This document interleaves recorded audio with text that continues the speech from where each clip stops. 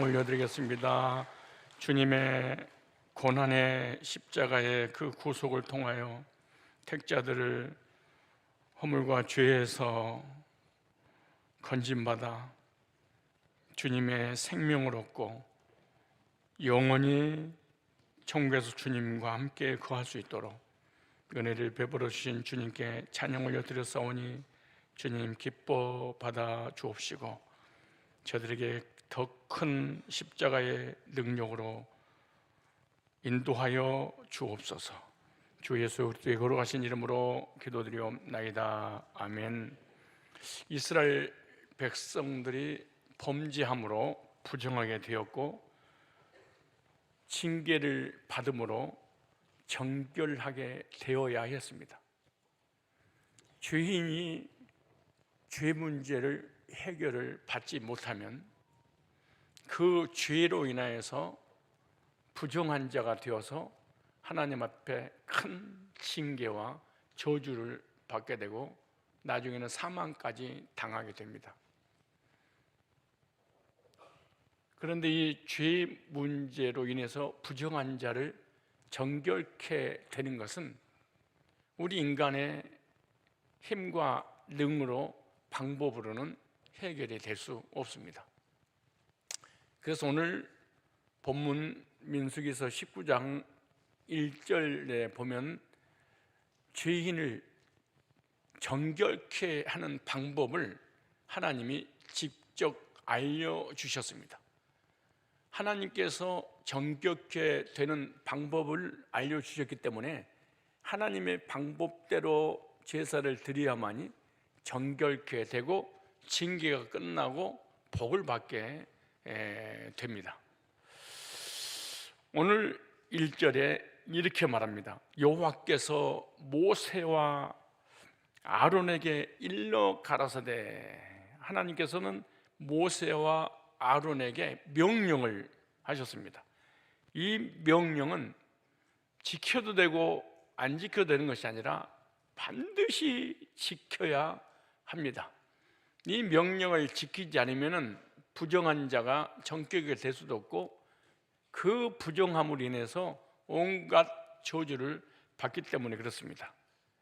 그러면서 정결케 되는 방법을 2절에 이렇게 말씀하고 있습니다. 여호와의 명하는 법의 율례를 이제 이르노니 이스라엘 자손에게 일러서 온전하여 흠이 없고 아직 멍에 매지 않은 붉은 암송아지를 네게로 끌어오게 하고 너는 그것을 제사장 엘리야살에게 줄 것이요 그는 그것을 진 밖으로 끌어내어서 자기 목전에서 잡게 할 것이며 제사장 엘리야살은 손가락에 그 피를 찍고 그 피를 회막 앞을 향하여 7번 뿌리고 그 암소를 자기 목전에서 불사르게 하되 붉은 암송아지를 잡아서 부정한 자를 정결케 하라 이렇게 명령을 내렸습니다. 하나님께서 왜 붉은 암송아지를 잡아서 부정한 자를 정결케 하라고 명령하셨을까요? 많은 짐승들이 있는데, 많은 송아지들이 있는데, 많은 소떼들이 있는데, 많은 가축들이 있는데 왜 붉은 암송아지를 잡아서 정결케 하라고 하는 그 이유가 뭘까요? 첫 번째, 붉은 암송아지의 선택 기준이 있는데 붉은 암송아지의 선택 기준이 첫 번째, 붉은 암송아지를 잡아서 제사를 드리는데 그 붉은 암송아지는 희귀한 송아지입니다. 특히 가축들이 살 수 없는 광야에서 이 붉은 암송아지를 찾아서 불량한 자를 정결케 만들기 위해서 불태워서 제사 드리는 것은 결코 쉽지 않습니다.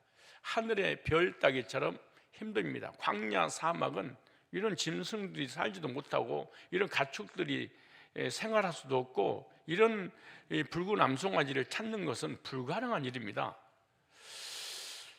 하나님 앞에 이 붉은 암송아지, 즉 흠도 점도 없는 완벽한 제물이 된다는 것은 완벽한 조건을 갖추지 않으면 절대로 제물이 될 수 없다는 것을 지금 알려주고 있는 것인데, 이것은 많은 사람들 중에 아무 죄도 없는 사람을 찾기는 힘들다라고 하는 것입니다. 죄인을 죄에서 정결케 해서 구원받게 하려면은 우리 인간은 죄가 없는 존재여야 된다. 죄가 있으면은 죄 있는 자를 죄 없게 해줄 수 있는 그런 제물이 될 수 없는 것입니다. 왜냐하면 로마서 5장 12절 보니까 모든 인간은 언제 빠졌고 언제를 가지고 태어납니다. 여러분이 사실은 병들고 아프고 고통받고 죽고 힘들고 이게 전부 다 언제로 인한 결과입니다. 에덴 동산에 없었던 것이 언제로 인해서 온 거죠. 그럼 여러분의 삶의 어떤 문제를 해결받으려고 하는 것은 막 기도하고 몸부림치지 말고 어떻게 하면 언제 문제를 정말 내가 해결받고 저주가 끝날 것인가, 요거에 대한 문제를 먼저 여러분이 알고 졸지 말고 정말 정신 바짝 차려서 이게 진짜 내 삶에 이게 안 풀리는 것이 언제 때문이었구나, 이걸 알아야 됩니다. 언제 때문에 부정한 자가 되었구나.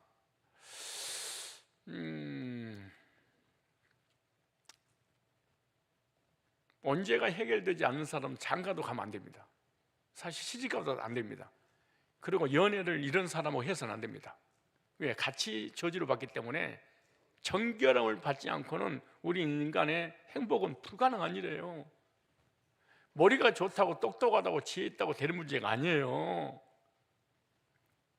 왜냐하면 로마서 5장 12절 이렇게 말하잖아요. 그러므로 한 사람으로 말미암아 죄가 세상에 들어오고, 한 사람 아담 때문에 세상에 죄가 들어오고, 죄로 말미암아 사망이 온, 죄 때문에 죽음이 왔다, 죄 때문에 지옥 간다, 그 말이에요. 이것보다도 심각한 문제가 어디 있겠어요? 그러면서 이와 같이 모든 사람이 죄를 지었으므로 사망이 모든 사람에게, 첫사람 아담이 언제 때문에 죽음이 왔어요? 그 아담의 후손 태어난 모든 인간은 언제를 가지고 태어나기 때문에 살다 보니까 죽는 것이 아니라 죄 때문에 죽음이 왔다고 말. 죄 때문에 죽는 거다. 왜? 죄의 삭은 사망이니까. 로마서 6장 23절에. 그래서 우리 인간은 로마서 3장 23절에 모든 사람이 죄인이다. 로마서 3장 10절에 보니까 의인은 없는 한 명도 없다. 그렇다면 수많은 죄인들 가운데 제물이 되어서 하나님의 공의를 만족시키는 사람은 언제를 가지고 태어난 아담의 후손이면 안 되는 거예요. 그러니까 구원자는 우리 인간의 원죄 문제를 해결해서 정결케 하는 자는 인간은 불가능하다는 거예요. 이 땅에서 태어난 인간은 구원자가 또 우리 스스로 구원할 수 없다. 그런데 원죄와 자범죄가 없으신 완전하신 하나님이시면서 완전하신 사람이신 예수님만이 가능하다, 이것을 보여주기 위해서 말씀하고 있는데, 히브리서 4장 15절에 보니까 실제로 예수님에 대해서 이렇게 기록해놨어요. 우리에게 있는 대제사장은 우리의 연약함을 채울 동정하지 못하실 리가 아니요 모든 일에 우리와 똑같이 시험을 받으신 이로되 죄는 없으시도다. 예수님은 언제도 없고 자범죄도 없으시기 때문에 구원자가 될 수 있었던 거예요.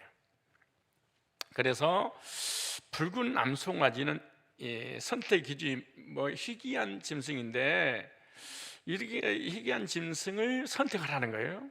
이 선택하라고 하는 것은 우리 인간은 의로운 존재가 하나도 없다는 것을 말씀해 주고 있다. 그래서 구원자는 흠도 점도 없어야 된다라고 하는 말씀이에요. 또 하나, 붉은 암송아지를 선택하는 그 기준이 뭐냐? 온전하고 흠이 있으면 안 된다. 흠이 없어야 됩니다. 온전하고, 얼마나 까다로운 건 잘 보셔야 됩니다. 민수기 19장 2절을 보니까 여호와의 명하는 법의 율례를 이제 이르노니 이스라엘 자손 일러서 온전하여 흠이 없고 아직 멍에 매지 않은 붉은 암송아지를 내게로 끌어오게 하고, 흠이 없고, 여기 흠이 없단 말이, 이 흠이란 말에 해당하는 히브리어 단어는 뭄이라는 단어입니다. 뭄은 흠, 얼룩을 말하는데, 육체적인 상해나 장애, 정신적인 것들, 모욕이나 수치 등을 가리키는데, 뭄은 한마디로 이스라엘 백성들은 죄인을 상징했습니다. 죄인. 그러므로 흠이 없는 순전한 100% 붉은 암송아지를 구하기는 너무너무 힘든 거예요. 선택 기준이. 여기 핵심이 뭐냐? 무엇을 우리에게 알려주시고자 하는 하나님의 의도가 있느냐? 부정한 죄인을 정결케 한다는 것은 어렵고 힘든 일이라는 걸 가르쳐주고 있습니다. 만약에 이 조건이 쉽다면 아무 소나 데려다가 제사를 드릴 수 있을까? 왜 이스라엘 땅에는 널려 있는 것이 또 이집트 땅에는 소들 아닙니까? 그래서 하나님께서는 정결케 되기 위한 자격을 아주 힘들고 까다롭게 해놨습니다. 다시 말해서 우리 인간이 그 붉은 암송아지를 찾지 못하도록 하나님이 있긴 있어요. 근데 이거를 찾기가 그렇게 힘들었다는 거예요. 또 흠이 없어야 되니까 얼마나 까다롭겠어요? 그 이유는 죄인을 죄에서 구원하는 구원자는 아무나 할 수 없다, 이걸 교훈하는 거예요. 자격 조건이 느슨하면 누구나 자기를 구원자라고 할 거 아니에요?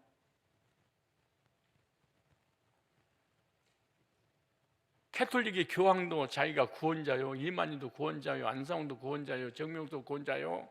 저게 다 이만희도 구원자라고 하니까 이 자격 조건에 맞는 것을 지금 말씀하고 있는 거예요. 부정한 죄인의 죄를 대속할 자는 인간으로는 불가능하다. 흠이 없어야 되니까. 무슨 말이냐? 예수 그리스도 외에는 완벽할 수 없다. 예수님만이 흠 없는 분이시다, 이렇게 말해요. 아무 죄도 없고 흠도 없는 분은 바로 예수 그리스도께서 붉은 암송아지가 되어서 십자가에 피 흘려 고난 당하실 것을 지금 예표로 보여주고 있는 거예요. 그래서 베드로전서 1장 19절 보니까 오직 흠 없고 붉은 암송아지 제사예요. 어린 양 같은 그리스도의 보배로운 피로 된 것이라. 우리가 구원받아서 하나님 자녀되고 천국 가기 위해서는 죄 문제가 해결돼야 되는데, 죄 문제 해결을 하려면은 흠도 점도 없는 붉은 암송아지처럼 100% 온몸이 붉어야 된다는 거예요. 이걸 찾기가 쉽지 않겠습니까? 그래서 갈라디아서 1장 4절을 보니까 그리스도께서 하나님 곧 우리 아버지 뜻을 따라 약한 세대에서 우리를 건지시려고 우리 죄를 대속하기 위하여 자기 몸을 흠도 점도 없으신 예수님 몸을 주셨으니. 자기 몸을 그랬어요. 예수님을 흠도 없고 점도 없는 무흠한 제물로서 십자가의 대속의 제물로 드려졌습니다. 그 다음에 멍에 매지한 붉은 암송아지가 됩니다. 기준이. 그러니까 붉은 암송아지 선택 기준 세 번째 뭐예요? 멍에 매지 아니. 여기 나오죠. 민수기 19장 2절에 흠이 없고 아직 멍에 매지 아니한 붉은 암송아지를 네게로 끌어오게 하고, 여기서 멍에, 소에게 씌우는 멍에를 한 번도 쉬지 않았던 것을 얘기하는 거예요. 단 한 번도. 그 이유가 뭐냐? 이미 멍에를 썼다는 것은 누군가의 주인이 되었다, 그 말이잖아요. 누군가의 주인이 되어버렸기 때문에 멍에를 씌웠다는 거예요. 하지만 한 번도 멍에를 쉬지 않는 것은 새로운 주인을 맞이할 수 있는 걸 한 번도 씌운 적이 없는. 여기서 멍에란 말이 우리라는 단어인데, 이 단어는 알랄에서 왔습니다. 조롱하다. 우리는 그냥 멍에인데 이 말 의미는 조롱하다, 모욕하다, 욕보이다, 더럽다, 악하게 대하다, 이런 뜻이에요. 무슨 의미냐? 죄의 대속으로 오실 예수 그리스도를 의미하고 있습니다. 죄 없으신 예수님께서 죄인들의 죄를 대신 짊어지시고 조롱당하시고 모욕당하시며 욕보이고 십자가에서 멍에를 메고 우리 죄를 대신 짊어지고 죽었다는 것을 의미하고 있는 거죠. 만약에 한 번만이라도 멍에를 맨 것이라면 이미 죄로 물들었기 때문에 부정한 것이고, 부정한 것이기 때문에 절대로 이 죄인들을 정결해 줄 수 없다. 오직 예수님만이 흠도 점도 없으시 완전하신 하나님이시면서 완전하신 사람이기 때문에 구원자가 될 수 있다. 여기 멍에 매지 여기 나오잖아요. 매지라는 단어가 알라라는 히브리어입니다. 알라, 치료받다, 올라가다. 멍에 매지, 멍에는 십자가의 구속을 얘기하는 거예요. 매지 말라, 매지 아니한, 매지 말 알라, 치료받다, 올라가다, 옮기다, 인도하여 내다, 이런 뜻인데, 멍에를 매지 않았다는 것은 하나님이 제사를 의미하는 거예요. 흠없는 제물이 죽어서 부정한 자를 영혼을 치료하고 마음을 치료하고 생각을 치료하고 모든 원죄와 자범죄를 치료해주고 치료하다. 그리고 죄악에서 옮겨주고 천국으로 인도해 내셨다. 누구만이 그럴까요? 우리 인간 힘들죠. 예수 그리스도만이 우리 죄를 대속하셔서 죄악을 사하여 주셨고 구원에 이르게 하기 위해서 천국으로 인도하신 분은 천하 인간에게 구원 얻을 다른 이름이 없습니다. 예수 외에는. 그래서 멍에 매지한 것은 바로 예수님의 십자가 사건을 지금 상징하고 있는 거예요. 그래서 희귀한, 찾기 힘든 지구상에 지금도 전 세계 5마리 정도밖에 없을 정도로. 그래서 이 오늘 민수기 19장 1절 이하의 메시지를 가지고 이단들이 많이 출연했습니다. 붉은 암송아지를 찾아서 예루살렘 성전에서 제사 드리면 예수님 재림한다. 그리고 붉은 암송아지 희귀한 동물을 찾기가 혈안이 되는 것이 종말론자들입니다. 예수님의 구속에 대해서 전혀 모르기 때문에 어리석은 행동들을 좀 하고 있는데, 두 번째, 제사의 방법, 제사를 어떻게 드려야 될 것인가. 자, 붉은 암송아지를 데리고 제사 드리는 방법에 대해서 민수기 19장 3절에 자세히 말이죠. 너는 그것을 제사장의 엘리야살에게 줄 것이요 그는 그것을 진 밖으로 끌어내서 자기 목전에서 잡게 할 것이며, 제사 드리는 방법 첫 번째, 진영 밖에서 붉은 암송아지를 잡아라. 진영 밖에서. 하나님께서는 붉은 암송아지를 제사장 엘리야살이 진영 밖으로 끌어내서 자신 앞에서 잡으라 이렇게 명령을 하신 거예요. 왜 하나님께서 진영 밖에서 잡으라고 명령하셨을까요?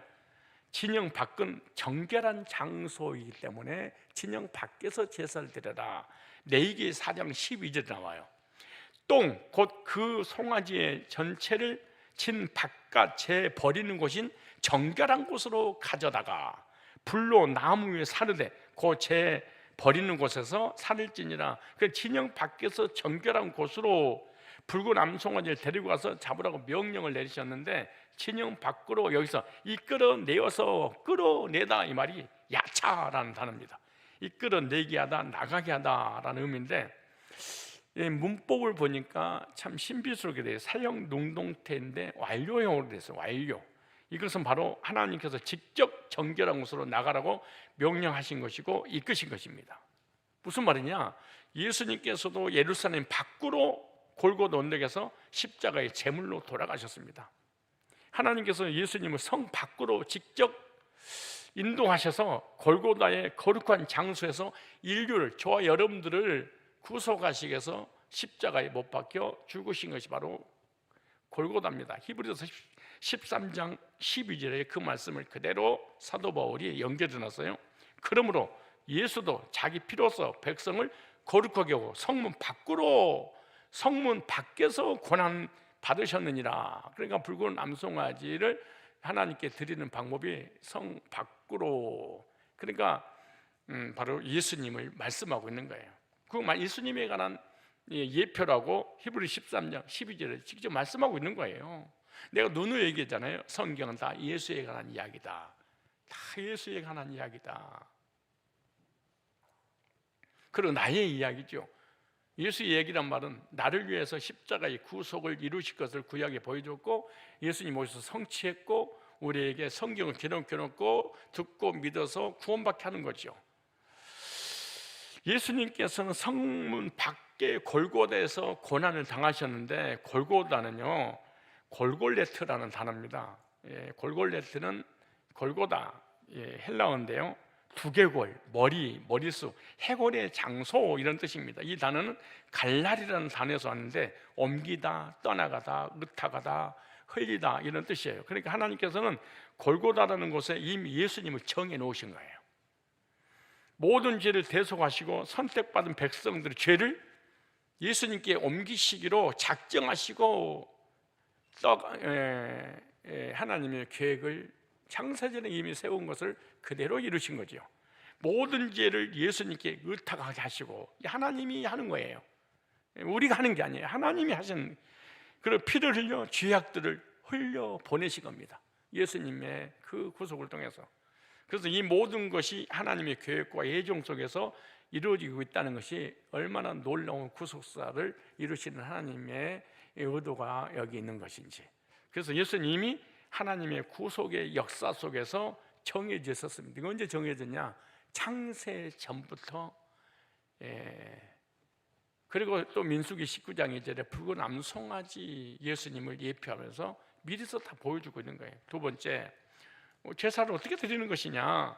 제사장은 붉은 암송아지 피를 찍어 7번 회막을 향해 뿌려라. 지성소, 성소, 거룩한 장소전 하나님 임재가 있는 곳을 향하여. 민수기 19장 4절에 제사장 엘리야사는 손가락에 그 피를 찍고 그 피를 회막 앞에 향하여 7번 뿌리고, 회막 앞 성막, 하나님 임재가 머무는 장소, 지성소, 성소가 있는 곳이잖아요.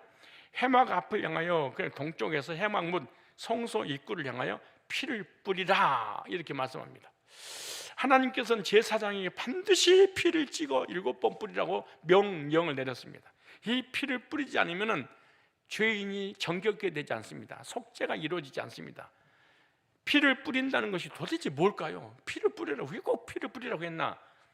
죄의 삭은 사망이기 때문에, 곧 짐승이 피를 흘렸다는 것은 짐승이 다른 사람의 죄를 짊어지고 죽었다는 거잖아요. 그래서 죽음을 상징하기 때문에 그런 거예요. 그 피를 보고 죄의 대가로 피를 흘렸구나. 그래서 하나님의 저주가, 진노가 물러가는 거예요. 그래서 붉은 암송아지가 죽지 않으면 절대로 속죄가 이루어지지 않습니다. 이것은 십자가에서 죽을 예수 그리스도를 예표하고 있는 거예요. 구원받을 백성들을 위해 예수님께서 피 흘려 죽으심으로 하나님의 공의, 시은자, 은혜 보좌에 뿌려짐으로 인해서 은혜가, 하나님의 은혜가 임해서 구원받게 된다는 걸 말씀하고 있는 거예요. 여기 좀 단어 좀 살펴보면은 7번 뿌리고에서 뿌리다, 이 말이 나자, 이런 단어입니다. 날뛰게 하다, 기쁨을 주다. 뿌리게 하고 뿌렸어요. 그래서 하나님께서 하나님의 공의를 이뤘네. 죄상 사망인데 죽었네. 죄의 하나님의 공의 대가를 지불했네. 계산이 끝났네. 이 말이 나자입니다. 날뛰게 하다, 기쁨을 주다. 근데 날뛰고 기쁨을 주는데 문법이 어떻게 됐냐? 사역 능동태로 됐습니다. 사역 능동태. 사역 능동태 말, 사역이란 말은 하나님이 이 일을 했다. 그러니까 어떻게 일했냐? 하나님께서 주체가 되어서, 하나님이 주어가 되어서 사역 능동태입니다. 어려운 주일날 어려운 말이어서 좀 미안한데, 가끔 어려운 말도 들어야지 머리가 회전이 돌아가요. 너무 멍청해도 안 돼요. 어느 정도 돌아가야지. 그래야 치매가 안 걸려. 졸지 말고, 주무시지 말고, 딴 생각 좀 하지 말고, 멍 때리지 말고. 자, 사역 능동태란 말은 하나님께 시켜서 하는 일인데, 문법이 뭐냐? 히브리어 문법이 완료로 되어 있습니다. 완료, 미완료가 아니에요. 계속 진행되는 게 아니에요. 완료로. 그 완료란 말은 행동이 끝났다, 그 말이에요. 그러니까 붉은 암송아지 피는 죄를 사하는 능력이 있는데, 부정한 자를 정결케 함으로, 자, 피를 뿌려줬어요. 그러니까 은혜의 보좌 앞에서 하나님의 은혜가 임하기 시작했어. 구원의 은혜, 평강의 기쁨이. 그러니까 구원받고 난 다음에 그 피로 인해서 죄상 받았잖아요. 하나님 공의를 이뤘잖아요. 그러니까 날뛰게 하다. 참 놀라운 일이에요. 그리고 여러분들의 얼굴하고는 진짜 구원받은 이거하고 다르겠지. 그렇지 않겠어요? 지금 막 졸고 주무시고 있는 얼굴하고, 그러니까 이게 사역 능동태란 말이 보통이 아니에요. 날뛰게 하며 기쁨을 감추지 못하게 하는 능력이 있다고 말이에요. 그러니까 예수 피로 죄산 받고 그러게 되면은 마음에 평강이 임하니까 날뛰게 만든다는 거예요. 막 말이 많고 시끄럽고 막 기뻐 뛰도록 사역 능동태로 완료로 내가 하나님이 하시겠다는 거예요. 예수 피로 거듭난 사람에게는. 나는 예수 믿고 구원받은데 아무 문제도 안 일어나고요. 나는 어제나 오늘 영원토록 나는 멍해요. 예배드릴 때. 이럴 수가 있을까요? 나오잖아요, 본문에. 날뛰게 하다, 기뻐 뛰게 하다. 뭐 때문에? 그 피 때문에. 왜? 죄 문제 해결됐으니. 어디에서? 회막 앞에서. 그래, 거기서 뭐가 나와? 은혜가, 구원의 은혜가, 평강의 은혜가. 내가 너를 기뻐 날뛰게 할 거야. 사역 능동토로. 내가 기뻐, 오늘 나 기뻐해야지. 내가 주체가 돼서 그런 것이 아니에요. 하나님이 날뛰게 만드는다. 참 정말 놀라운 일이에요. 그리고 여러분의 얼굴 표정과 정말 이게 진짜 그러니까 표정만 봐도 어느 정도 구원 받았는지 알 수 있어요. 농담하는 게 아니고 표정만 봐도, 예배드리는 표정. 놀라운 일이야. 그런데 율법주의, 신비주의는 절대로 날뛸 수 없어요. 왜? 짐이 돼. 때리고 혼내고 패고 막 짓눌리고, 복음이 없으니까. 율법의 공의로 막. 그리고 율법의 공의 앞에 붉은 암송아지 피를 뿌려야 되는데 복음은 없어. 예수 피는 없어. 뭐만 있어? 하나님 공의만 있어. 그래서 그 공의를, 명령을 받아서 목회자가 막 뿌리는 거야. 이걸 율법을 뿌리는 거니까 들으면 들을수록 짐이 되고 두려움이 되고 불안이 되고 무서움이 되고 공포가 되고 막 절망을 하게 되는 거지.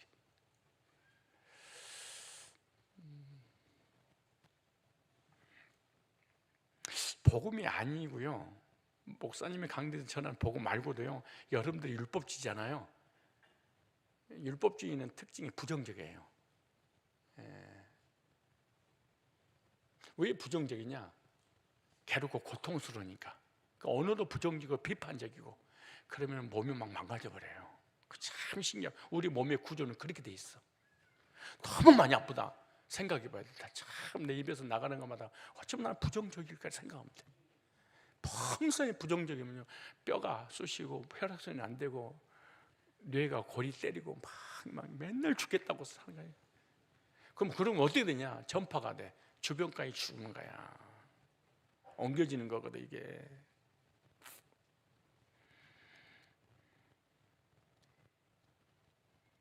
여러분 한결같은 표정 변하지 않는 얼굴 보니까 정말 사람이 한결같아요. 이제 참 얼마나 감사한지 몰라. 항상 요자리에 앉아서 한결같이. 참 골 때려요. 정말 목사 죽이는 일을 하고 있는데 이게 기뻐 뛰는 일이 없어서. 기뻐할 일이 없지. 뭐가 기뻐해? 구원을 받아서 기뻐해. 하나님 은혜, 하나님 공의를 만족시켰어. 뭐가 기뻐해? 정결함 받으니까. 그래, 정결함 받으니까 뭐 기뻐 날뛰게 하다. 뭘로? 사형 능동태로. 내가 안 기뻐하려고 안 돼. 누가 흔들어 버리니까 안 되는 거야. 이게 내가 하려고 해도 안 되는 거야. 이게 왜? 영원히 언제 저주를 받아서 지옥 가야 되는데 거기서 건져줬다고 생각해봐. 근데 내가 기뻐하는 건 사실 아니야. 기뻐 날뛰게 하다. 어떻게? 완료로 끝냈어. 내가 너 영원히 기뻐 날뛰게 할 거야. 이게 예수의 피의 능력입니다.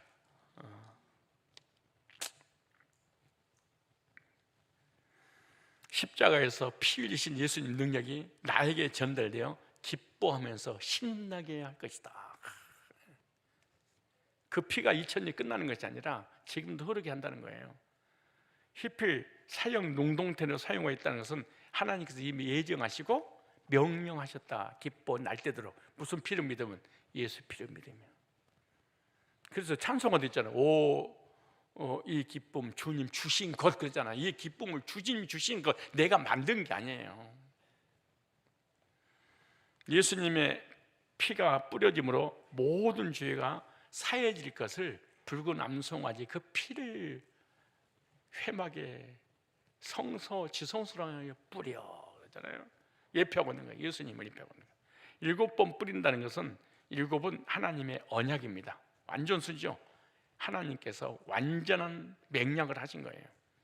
구속의 완전과 성령의 임재 속에 기쁨을 상징하는 거예요. 그래서 성령이 오신 것은 의와 기쁨과 희락이니라. 귀신이 오는 것은 슬픔과 고통이죠. 사실은 사단이 오는 것은. 세 번째 방법이, 제사 드리는 방법이에요. 붉은 암송아지는 완전한 희생을 말합니다. 민수기 19장 5절 볼까요? 그 암소를 자기 목전에서 불사르게 하되 그 가죽과 고기와 피와 똥을 모든 걸 통째죠. 완전한 희생이죠. 가죽과 고기와 피와 똥을 불사르는 것은 완전한 희생입니다. 즉 하나님 앞에 완전하게 드려짐을 말씀하고 있는데, 예수님께서도 완전하게 십자가에서 피와 땀을 흘리셔서 죽으신 거예요. 완전하게. 이 똥이란 말이 페레시라는 히브리입니다. 페레시, 배설물, 똥. 이 나는 파라시에서 왔는데 찌르다 이 말이에요. 놀라운 일이죠. 찌르다, 쏘다, 명확하게 하다, 명확히 보여주다. 예수님께서 흘리신 땀과 피는 배설물처럼 밖으로 나와 우리에게 구원인 증표가 됐다, 그 말이에요. 그래서 명확한 예수님의 구속사 사건을 미래서 지금 붉은 암송아지를 하나님 앞에 제물로 드리는 걸 통해서 정결게 되는 것을 보여주고 있는데, 예수님의 십자가 사건은 완전한 희생제물의 사건이라는 것을 우리에게 말씀해 주고 있는 거예요. 네 번째, 어떻게 제사를 드릴 것이냐. 붉은 암송아지를 불태울 때 그냥 암송아지만 불태운 게 아니에요. 참 놀라운 말씀인데, 백향목, 우슬초, 홍색실을 함께 불태워라. 백향목과 우슬초, 홍색실, 그냥 붉은 암송아지만 불태운 게 아니에요. 여기 민수기 19장 6절에 동시에 제사장은 백향목과 우슬초와 홍색실을 취하여 암송아지를 사르는 불 가운데 던질 것이며, 이 말씀은 예수님의 속성을 말씀해 주고 있는 거예요. 예수님의 속성을 통해 죄를 구원하는 영적 원리를 미리서 예표해 주고 계신다라고 생각하면 돼요. 그래서 이 붉은 암송아지, 백향목, 그리고 우슬초, 홍색실, 이 모든 것은 뭘 얘기하냐? 예수님의 속성이 사복음서로 나타날 거야. 그러니까 사복음서가 어떻게 기록될 것인 것도 미리 쓰는 거예요. 여보세요. 그러니까 사복음서가 이렇게 중요한 거예요. 그래서 백향목, 민수기 19장 주에 말씀, 동시에 제사장은 백향목 함께, 그러죠. 레바논에서 나오는 백향목은 나무가 단단하게 질이 우수해서 성전을 지을 때 사용했습니다. 그 백향목은 영광과 번영, 힘을 상징하는데, 백향목은 그 자태와 모습 속에서 나무의 왕, 백향목입니다. 나무의 왕. 이것은 만왕의 왕으로 오실 예수 그리스도를 미리서 예표하고 있는 거죠. 그래서 마태복음 1장 1절에 왕의 족보가 나오죠. 아브라함과 다윗의 자손 예수 그리스도의 세계라. 유대인들에게 예수님을 소개하는데, 너희들이 기다리고 기다리는 메시아, 그분이 바로 너희들이 십자가를 못 박은 그 예수가 왕이다 라고 소개하는 게 백향목, 왕을 상징하는. 그 다음에 여기 우슬초로 19장 6절에 동시에 제사장은 백향목과 우슬초와, 우슬초는 정결케 하는데 사용한 박화과에 속하는 식물입니다. 이 우슬초가 없으면 부정한 자를 절대로 정결케 할 수 없습니다. 우슬초가 정결케 하는데 사용되는 식물이기 때문에 깨끗하신 예수님을 예표하고 있는 거예요. 흠도 점도 없는. 누가복음은요, 깨끗하신 예수님을 나타내기 때문에 누가복음을 상징합니다. 예수님을 의롭고 완전한 사람, 온 인류의 구세주, 중보자로 오셨다, 헬라인들에게 전한 메시지. 마태복음 유대인들에게. 그 다음에 진짜 의로우신 분이 누구냐? 인간 중에 가장 의로우신 분 예수님밖에 없다, 이걸 소개하고 있는 거예요.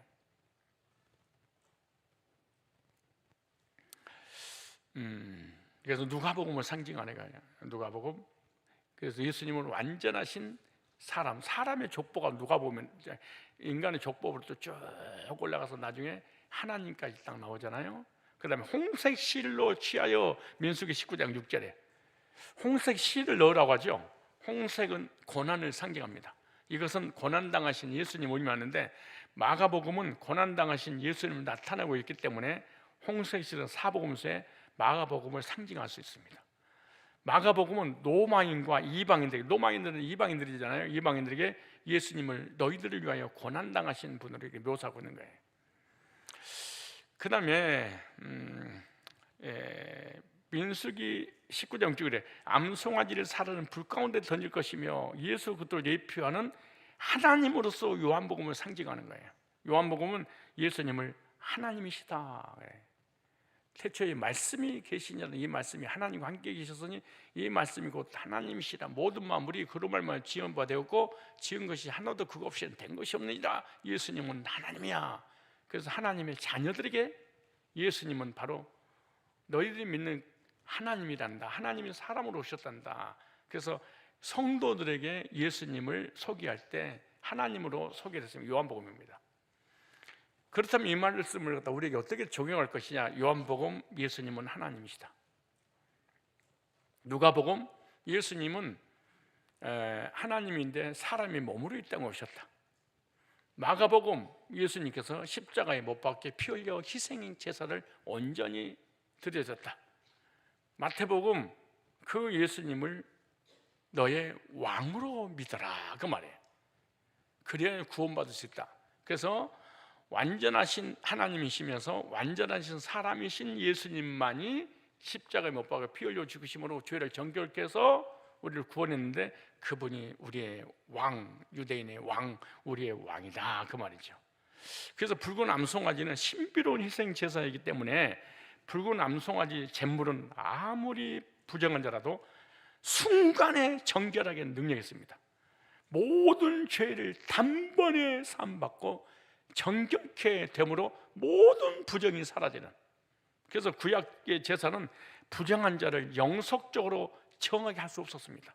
계속해서 붉은 암송아지를 찾아서 잡아서 이런 행위를 계속해야 되겠죠.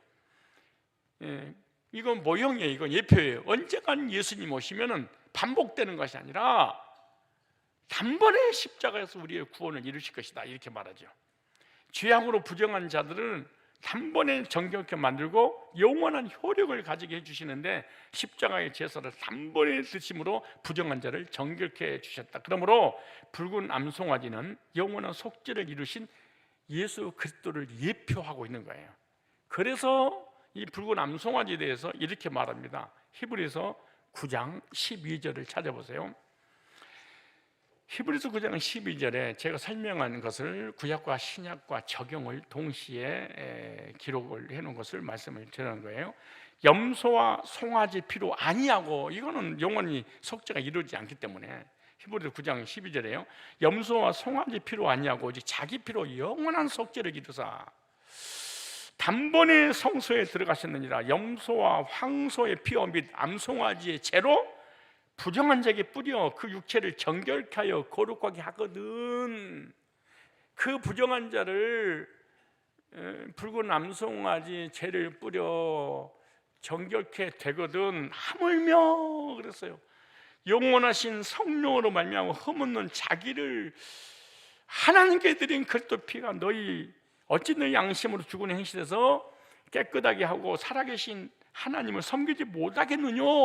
이로 인하여 그는 새 언약의 중본이 있는 첫 언약 때에 범한 죄를 손가락 아담이 지은 언제지요? 죽으사 부르심을 입은 자라 하여금 영원한 기업의 약속을 천국을 주시려고 예수님 피로 우리를 정결케 해주셨다 이렇게 말해요. 그래서 히브리서 10장 10절에 이렇게 말합니다. 그래서 단번이라는 단어가 나온 거예요. 이 뜻을 조차 예수 그리스도의 몸을 몇 번에? 단번에 들으심으로 말미암아 우리가 거룩함을 얻었노라. 14절에 저가 한 제물로 거룩하게 된 자들을 영원히 온전케 하셨느니라. 될 자가 아니고 된 자들을. 어떻게 된 거예요? 율법으로 된 거예요? 기도해서 된 거예요? 은사를 체험해서 된 거예요? 예수의 피로 된 거예요? 그래서 히브리서 10장 22절에 이렇게 말합니다. 우리가 마음에 뿌림을 받아. 마음의 지성소에다 뿌리는 거예요. 하나님이 공의 앞에 뿌리는 거예요. 양심의 악을 깨닫고 몸을 맑은 물로 씻었으나 참 마음과 온전한 믿음으로 하나님께 나가자. 그 피를 가지고. 그래서 히브리서 9장 28절에 이렇게 말합니다. 이와 같이 그리스도도 많은 죄를 담당하시려고 단번에 들으심 받으셨고 구원에 이르게 하기 위하여 죄와 상관없이 자기를 바란 자에 두 번째 나타나시. 여러분, 구원의 확신이 없거나 구원의 감격이 없으면은 교회 다니면서도 망해요. 망하는 거예요. 구원이 기초인데요. 이거 기본이에요. 그 사람 반드시 망해요. 그리고 신앙생활 절대로 행복하게 뭐 돼요. 재미 한 개도 없어요. 교회 다녀주는 척 하는 것이지 내 영적인 내세 천국 문제 되게 안 되지만 삶의 저주도 안 끝나요. 어마어마한 말씀이 이 말씀이. 붉은 암송아지에 피를, 이 죄를 뿌리는 거, 이걸 또 거듭남이라고 그럽니다. 그 거듭남을 뭐라고 말하냐? 유다서 1장 3절에 유다서 계시록 옆에 있어요. 사랑하는 자들아, 우리가 일반으로 받은 구원에 관하여 내가 너에게 편지하는 생각이 간절한 자의 성도에게 단번에 주신 믿음에도 단번에 구원받아, 단번에 정결게 됐대. 죄인이 부정한 자가 단번에 어렵게 됐다는 거야. 뭐 때문에? 예수님이 구속을 통해서. 단번에 주신 믿음의 도를 위하여 힘써 싸우라는 편지로 너희를 권하여 할 필요가 느꼈느니. 왜냐? 구원의 감격이 사라지고 율법이 들어가고 신비주의가 들어가고 천사로 숭배하고 세상으로 다시 돌아가 버리니까 다시 너희에게 이 복음을 전해줘야 되겠구나.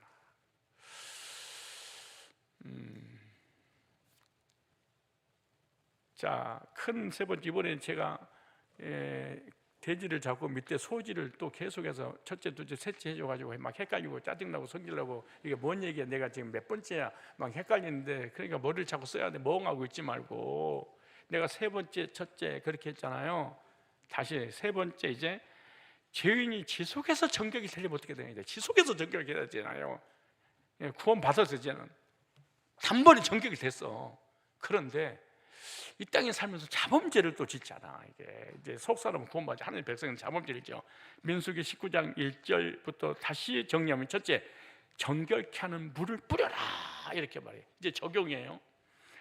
6절에 동시에 제사장은 백향무가 우슬주 홍색실을 주어 암송아지 살은 불, 이건 오늘 가지고 설명해 줬어요.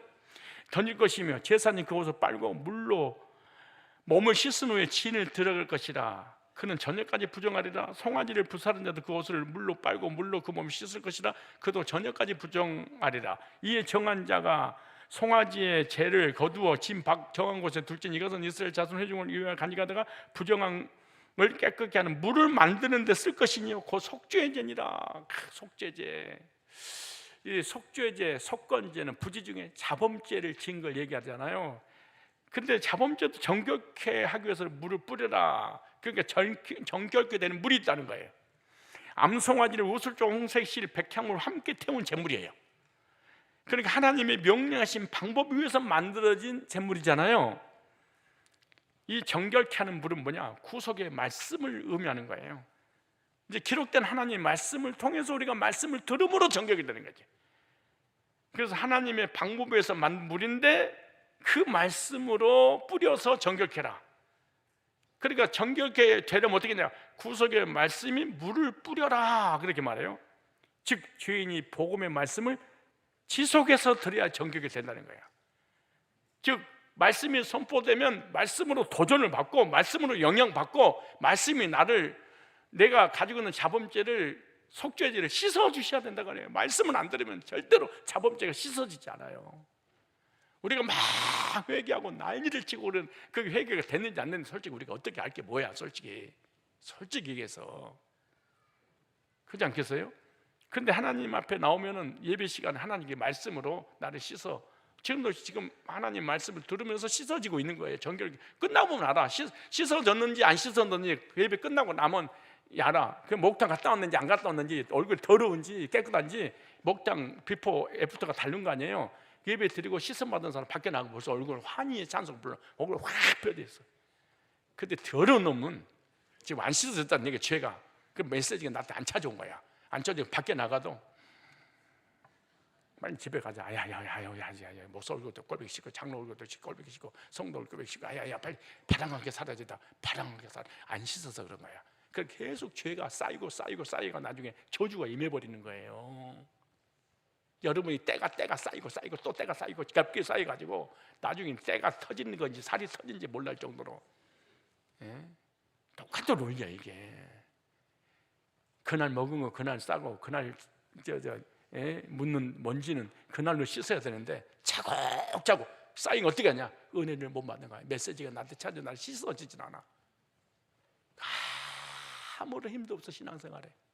어쩌다가 내가 예수 믿게 됐는지 아유 정말 지겨워 죽겠어. 그만두고 싶은데 거리가 너무 멀어가지고, 너무 멀냐가 돌아가는 것보다도 앞으로 총구 가는 게 더 빠른 것 같아. 그러니까 버티는 거 그냥 가자 이렇게 다니는 거야. 죽을 맛이지. 그건 안 받은 받은 척하고 얼마나 힘들겠어. 받은 척 아니라고. 그냥 안 받아서 그래 편하거든 사실은. 그걸 받으면 받았다 그래야 되는데 안 받았는데 받은 척, 이거 미칠 일이야. 왜? 다 표정이 나타나거든. 옆서 얼굴 봐봐. 받은 척 하는지 받았는지 안 받았다고 하는지 봐봐. 금방 나타나요. 절대로 못 속여요. 어떻게 구원을 속이겠어? 못 속이는 거야. 계속 말씀에 도전을 받고 말씀으로 씻음 받고, 그 다음에 두 번째 지속해서 정결이 되는 방법이에요. 여기가 수예배가 나오고 수예배 안 드리면은 골 때리는 거야. 정말이에요. 이게 하나님의 백성이 수예배를 안 드려? 여기 볼까요? 어떻게 되는가? 19장 12절에 그는 일주일에 한 번씩 씻어라? 며칠에 한 번씩? 여기 나오잖아요. 제 3일과 제 7일에. 왜? 우리가 3일만 되면요 불신자보다 더 악하게 살아버려. 죄가 더덕더덕 쌓이는 거야. 왜? 불신자를 만나면 부정적 영향을 받아. 세상의 소리, 정치의 소리, 사다리 소리, 친구의 소리, 막 마귀의 소리, 온갖 잡다한 소리, 그 부정적인 시체를 만지면 부정을 해야 되잖아요. 불신자고 얘기만 해도 부정해져. 하나님 백성이 아니기 때문에. 불신자고 옷만 스쳐 지나가도 부정이 타버리는 거야. 불신자들로 대화 나눴다. 믿음 싹 없어져 버려. 있는 믿음도 없어져. 그런데 일주일에 한 번씩 예배를 드려? 여기 나오죠. 12절에 그는 제 3일과 제 7일에 이 제물로 스스로 정결할 것이라. 그러면 정하려니와 제 3일과 제 7일에 스스로 정결지 않으면 그냥 부정하려니. 그러니까 한 번 딱 씻고 끝나는 게 아니야. 그래서 3일 왜? 3일이면 더러워지니까 하나님이 3일에 한 번씩 꼭 뿌려라. 뭘로? 말씀으로. 일주일에 한 번 예배를 드리는데도 안 씻고 그냥 목욕탕 와가지고 안 씻고 그냥 옷 입고 있다 가는 거야. 그런 인간도 있더라고. 한 거다가 목욕탕까지 왔는데 그냥 앉아 그 노베에서 앉았다가 테레비보고에 나간 인간도 있어. 목욕탕 왔다가 교회까지 와가지고 한 번도 메시지가 뭔지 모르고 10년, 20년, 30년 다닐 수 있어요. 못 들었어? 몰라, 나 그런 거. 나는 예배 드리러 왔지. 안 씻고 가는 거야. 가슴이 정말 미어지도록. 교인들도 얼마나 또 잘난 체를 많이 해. 더러운데 잘난 체. 내가 말이야 펌은 20년, 30년, 50년 동안 교회 다니면서 한 번도 안 씻으면서. 그러니까 어떤 더러운 말만 나오잖아요, 입에서. 그래서 부정한 자가 3일에 한 번씩 뿌릴 때 정결이 될 것입니다. 물은 3일에 한 번씩 계속 뿌려야 정결이 되는 명령을 내렸다니까. 수예배 들어도 안 들어도 되는 것이 아니라 내가 죽으니까, 죄 때문에 저주를 받으니까, 징계를 받으니까 속죄의 제사를, 피를, 속죄의 제물을 뿌려라. 내 마음에다가. 뭘로? 하나님 말씀으로. 그래서 말씀은 며칠에 한 번씩, 늦어도 받아야 되냐? 3일에 한 번씩 받아야 돼. 죄를 많이 지은 사람은 목장 예배 때 더 또 드려야 돼. 왜? 더 많이 죄를 왜? 목욕 돌려야 돼. 때 오래 밀어야지. 때가 끼면 자주 미는 사람 있고 가끔가다 미는 사람도 있잖아요. 여러분, 죄 짓는 사람은 수예배, 주예배. 근데 나는 매일 시간마다 되는데 왜 새벽기도 나오세요? 다음 주 월요일부터 새벽기도 하는데 씻어야지. 나는 괜찮아요. 3일에 한 번씩 씻어도. 그럼 3일에 한 번씩 나오세요. 난 3일까지 안 되겠는데요. 그럼 금요일날, 목요일날 또 목장 예배 또 씻고. 그래서 정결하게 되는 거예요. 여기 성경이 원리예요. 3일배 그냥 나온 게 아니에요. 성경이 원리에서 나온 거지. 여러분 3일에 한 번씩 예배 드리고 있어요? 3일에 한 번씩 말씀 받고 있어요? 아이고, 옥수수 잎밥 빠듯이 빠지기는. 그러면서 그래서 난 구원 받았어요. 그러니까 하지 뭐, 그걸 받았지, 구원 받았지. 예수님도 받지. 그걸 또 덜 받았다고 해. 받지. 근데 더러운 놈이다, 그 말이 하나님 보시기에. 더러운 놈, 그러지. 우리 부모님이 안 씻고 밥을 먹자. 더러운 놈 씻고 처먹어라 임마. 아유, 이러잖아. 그러니까 씻어서, 우리 하나님의 말씀 우리가 항상 씻어야 돼. 복음을 또 듣고 또 들어야지. 나 이거 다 알아. 네가 뭘 알아, 알기를. 나도 몰라서 이제 알았는데. 예배 출석은 정결한 삶을 위해서 꼭 필요합니다. 속죄제, 자범죄를 위함이라. 언제 끝났어요? 예수 피로. 자범죄도 씻어야지. 그 다음에 세 번째, 옷을 빨고 목욕까지 해야 돼. 샤워하라는 거야. 8절에 송아지를 불사른 자도 그것을 물로 빨고 물로 그 몸을 씻을 것이라. 그도 저녁까지 부정하라. 이에 정한 자가 암송아지 죄를 거두어 진 박 정한 곳에 두지. 이것은 이스라엘 자손 회중을 위하여 간직할 때 부정을 깨끗게 하는 물로 만드는데 쓸 것이니 그 속죄제니라. 암송아지 죄를 거둔 자도 그것을 빨 것이며 저녁까지 부정하리라. 이는 이스라엘 자손 그 중에 우고하는 외인에게 영원한 율례니라. 옷을 빨고 목욕하라. 그러니까 암송아지의 죄를 거둔 자는 옷을 빨고 목욕하라.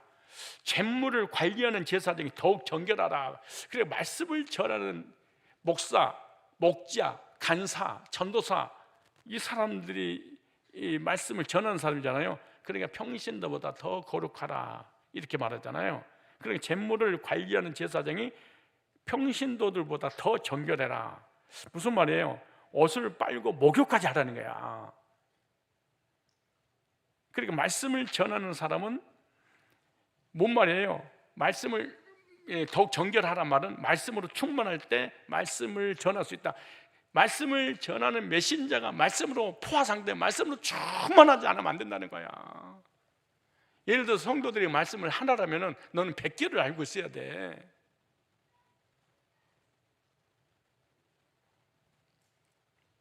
무슨 말이에요? 말씀으로 충만하고 전하는 자가 먼저 그 말씀에 뭘 받아라? 은혜를 받아야지. 은혜를 끼칠 수 있지 않겠니? 목자가 은혜를 못 받고 어떻게 목자라 생각을 해요? 생각을 해봐요.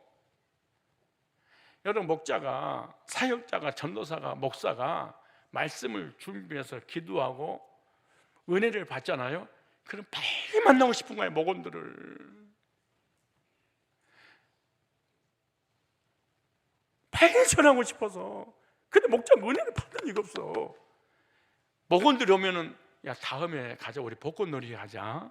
꼭 예배가 다니, 교제도 중요하지. 어떻게 하면 피난처를 찾을 거야? 왜? 은혜를 자기가 못 받는 거야. 말씀이 내 속에 안 온 거야. 이런 사람 목사하면 안 돼. 목자를 하면 안 돼. 내려놔야 돼. 여기 나오잖아요. 재물을 관리한 자가 먼저 더 정결하라. 말씀으로 충만해져라. 두 번째 뭐야? 은혜로 충만해야 된다. 목사님이 이 말씀을 준비해서 서재에서 준비를 할 거 아니에요? 이 설교는 컴퓨터가 만들어주는 거니까 준비할 때 가슴이 콩닥콩닥 뛰어야 돼. 막 전하고 싶어가지고. 그래서 막 왜 주일에 이렇게 해? 내가 월요일날 설교 끝나거든. 월요일날 설교가 딱 끝나요. 나는 월요일날 설교 거의 준비를 하니까. 그리고 이제 일주일 동안 묵상하는 거야. 이제 문장적으로, 문법적으로, 또 어휘력이 여러 가지 부분이 부족한지 뭐가 보충되는지 뭔가 이걸 계속 연구를 하는 거야, 일주일 동안. 그래서 어떻게 이제 딱 이렇게 내 마음속에 이러다 그러면 막 만나는 사람은 믿어서 막 말씀하고 싶은 생각 막 드는 거예요. 내가 은혜를 받으니까. 그래서 말씀을 가르치려고 예를 들어서 혈안이 되면 안 돼. 제 못 깨달았지? 내가 하나 알려줘야지. 이런 짓거리 하면 안 되는 거예요. 왜냐하면 내가 은혜를 100을 잡았어. 100% 은혜가 꼭 만땅이야. 100%야. 근데 딱 전하잖아요. 성도들에게는 70%밖에 전달. 성도들에게는 70%만 은혜 받았습니다. 좋아요, 이래. 그런데 목사가, 리더가 70% 은혜를 받았어. 그 전에 그 받아들인 사람은 20, 30%밖에 안 돼. 내가 20, 30% 은혜를 받고 말씀을 전했어. 성도에게는 제로야. 그러니까 무슨 말이야? 누구에게 책임이냐? 목사들에게 책임 있는 거야, 사실은. 성도 은혜 못 받는 거는. 여러분 지금 멍하니 있잖아요. 여러분 책임이지, 그거는.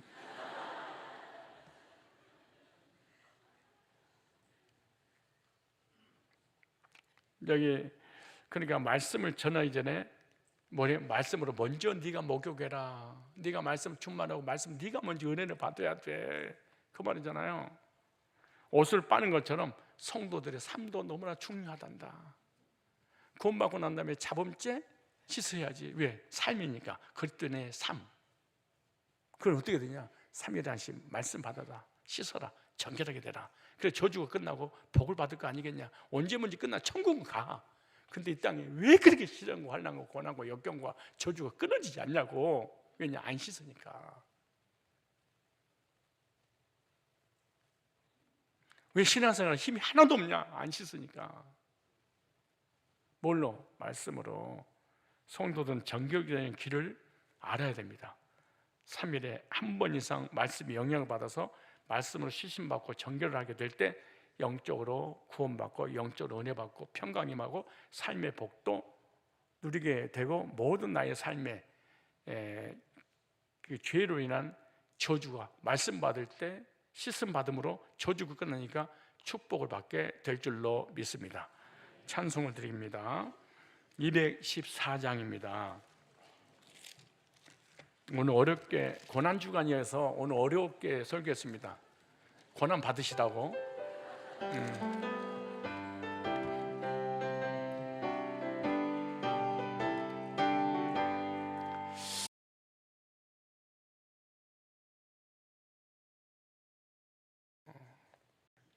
걷지 않고 친히 우리의 죄를 지시고 희생제물이 되어 십자가에 못 박혀 피 흘려 주심으로 우리의 모든 죄를 단번에 영원히 온전히 씻음 받고 새 생명을 주셔서 감사합니다. 거룩하신 주님, 우리의 매일매일의 삶 가운데 죄로 인한 부정함에서 돌이켜 거룩함을 사모하게 하시고 성령의 불로 우리 안에 죄를 태워 주시옵소서.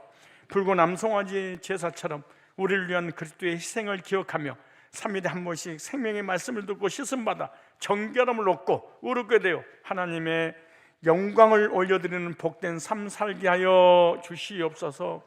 자비롭고 은혜로우신 하나님, 거룩한 주님 앞에 예배드리며 정성을 다해 예물을 올려드립니다. 건강도 물질도 가정도 우리의 모든 삶이 주님께로부터 온 것임을 고백하며 베풀어 주신 은혜를 기억하고 감사하는 마음을 담아 귀한 예물을 올려드리니 기쁘게 받아 주시옵소서. 주님께서 허락하신 소득 중에 하나님의 주권을 인정하는 믿음으로 10의 1조를 구별하여 드리오니 기쁘게 받아 주옵시고 하늘 문을 여시고 복을 쌓을 것이 없도록 부어주시며 우리의 삶에 뜯어먹고 갉아먹는 메뚜기 떼를 금하여 주옵시고 기한 전에 떨어지지 않는 복을 받아 누리며 살아가도록 복 내려 주옵소서. 감사함을 드립니다. 저들의 모든 삶의 감사가 차고 넘치도록 범사에 복을 내려 주옵소서. 여러 종류의 예물을 올려드립니다. 범사에 복 내려 주옵소서. 예물이 쓰이는 곳곳마다 주님이 영광을 위해 쓰여지기를 원합니다. 주님 사용하여 주옵소서. 김승길 귀한 아들이 주님 앞에 나왔습니다. 단번에 영혼이 온전케 되어지는 십자가의 구속의 복음을 듣고 구원의 확신과 감격 속에 기뻐 뛰며 천국 가는 그날까지 발걸음 이어지도록 인도하여 주옵소서. 주 예수 그리스도의 거룩하신 이름으로 축복하고 기도드리옵나이다. 아멘. 이제는 우리 주님 예수 그리스도의 은혜와 하나님 아버지의 크신 사랑과 성령의 감화 교제인도 이루하시고 충만케 하시는 은혜가 이 자리에 모인 주의 백성들과 저들의 가정과 삶의 모든 일터 위에 실시간 영상으로 예배드린 주의 백성들 위에 이제부터 영원토록 함께 있을지어다. 아멘. 하나님 감사합니다.